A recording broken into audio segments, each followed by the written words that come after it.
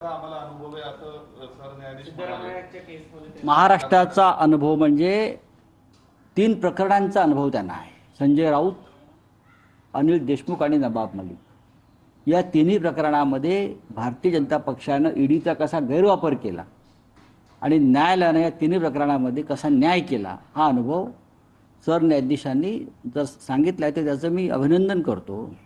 आज ज्यांच्यावरती ईडीने कारवाई केल्या ते सगळे भाजपात आहेत. म्हणजे ईडीचा राजकीय हत्यार म्हणून वापर केला गेला. कर्नाटकात केला जातो, छत्तीसगडला केला जातो, पण असा वापर यूपीमध्ये होत नाही आहे, दिल्लीमध्ये होत नाही, आंध्रमध्ये होत नाही.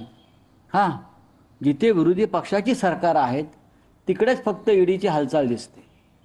जिथे भारतीय जनता पक्षाची सरकार आहेत तिथे तुम्हाला ईडीच्या कार्यालयाला बहुतेक टाळच लावलेलं दिसत आहे.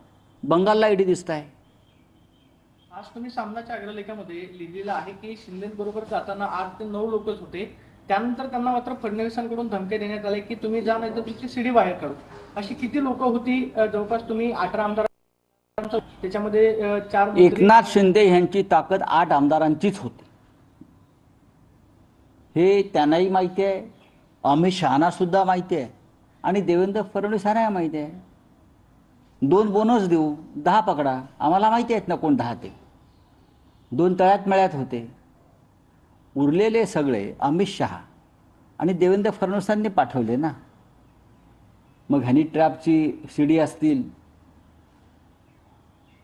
पेन ड्राईव्ह असतील, रात्रीच्या अंधारात वेश पालटून त्याचं प्रेझेंटेशन झालं काही ठिकाणी, हे सगळं त्या काळात झालेलं आहे आणि त्यामुळे जे सरकार पाडण्यात आलं.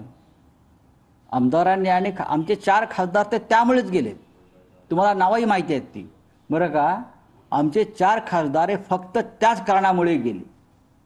मी तुम्हाला जागा सांगू शकेन कुठे ट्रॅप लावले होते ते, कुठे ट्रॅप, आणि आम्ही त्यांना सावधही केलं होतं. आम्ही त्यांना सावधही केलं होतं ना, असं नाही.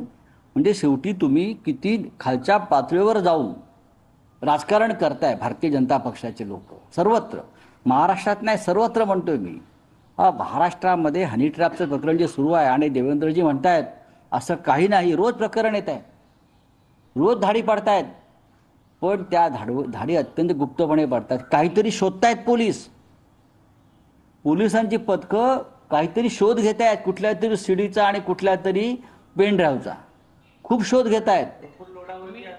दाखल करण्यात आलाय बावधनमध्ये, आता मुंबईमध्ये करण्यात आला होता, आता पुण्याच्या पोलिसांनी. प्रफुल्ल लोढा हा एक छोटा मासा आहे, मोठा मासा मंत्रिमंडळात आहे. त्यांनी काल व्हिडिओ तुम्ही त्यांचा एक टाकला, त्यात ते म्हणतात की